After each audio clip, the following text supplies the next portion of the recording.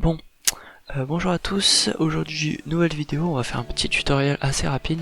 Donc je vais vous apprendre à construire cette porte que vous avez sous les yeux juste maintenant. Donc c'est une porte toute simple 2x2 mais qui se ferme et qui s'ouvre en spirale, voilà, donc c'est assez satisfaisant, c'est une porte assez esthétique. Donc sans plus tarder, c'est parti pour le tuto.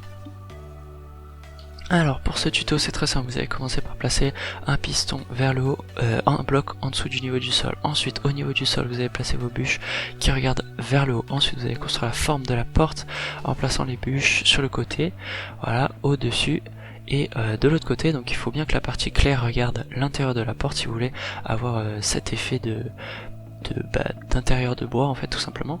Ensuite pour les pistons, sur la partie gauche vous allez placer un piston sur le bloc du haut, sur la partie droite un piston sur le bloc du bas et en haut un piston sur le bloc de droite. Voilà, donc ça va vous créer cette forme là. Donc c'est assez simple à reproduire, vous pouvez faire pause si vous avez besoin.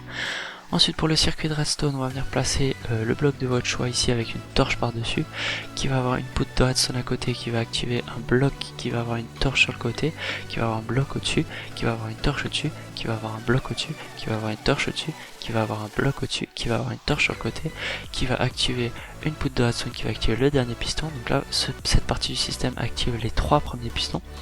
Voilà, donc ça va vous permettre d'activer les 3 premiers pistons tout simplement. Et le dernier piston, on va venir le chercher en posant une torche sous le premier piston, un répéteur à 2 ticks, et ensuite on va pousser ça dans une tour de torche de redstone tout simplement, donc en posant un bloc, une torche, un bloc, une torche, un bloc, une torche, tout simplement jusqu'à arriver au piston.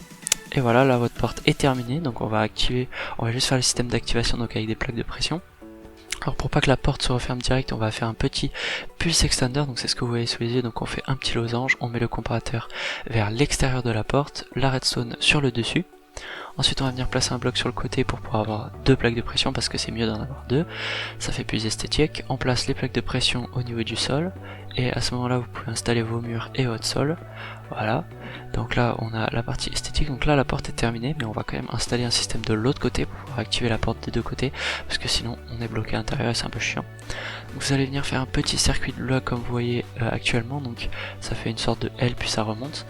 Alors vous avez placé de la redstone, voilà, comme ceci qui descend, et ensuite un repeater. Donc là c'est important que ce soit un repeater, pas de délai dans ce repeater d'ailleurs, il est normal.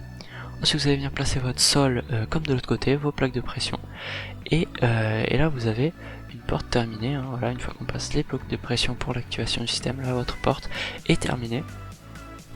Bah voilà, c'est la fin du tuto, c'était pas compliqué comme je vous avais dit.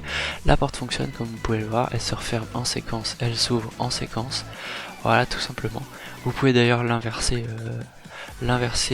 horizontalement si vous le désirez, voilà, c'est pas compliqué, vous faites juste le système inverse.